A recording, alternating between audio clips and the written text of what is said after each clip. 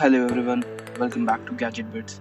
आज की इस वीडियो में मैं आप लोगों को बताऊंगा 5 प्रोफेशनल वीडियो एडिटिंग एप्लीकेशंस जिन्हें यूज करके आप अपने YouTube वीडियोस और Instagram रील्स को प्रोफेशनली एडिट कर पाओगे। Fifth app is Viva video editor. ये एक हैंडी एप्लीकेशन है अगर आपको कोई भी स्लाइड शो बनानी हो या तो फिर Instagram रील्स को ही एडिट करना चाहते हो। Fourth application is VN editor. इस एप्लीकेशन में आपको काफी प्रोफेशनल लेवल का इंटरफेस देखने मिल जाता है और खास बात ये अगर आप कोई एक मैक यूजर है तो आपको ये मैक लैपटॉप्स के लिए भी देखने मिल जाएगा।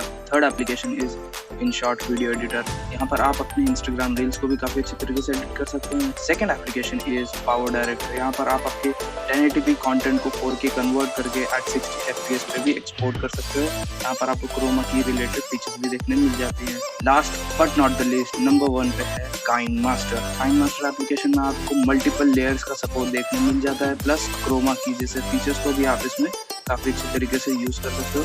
Do subscribe gadget bits.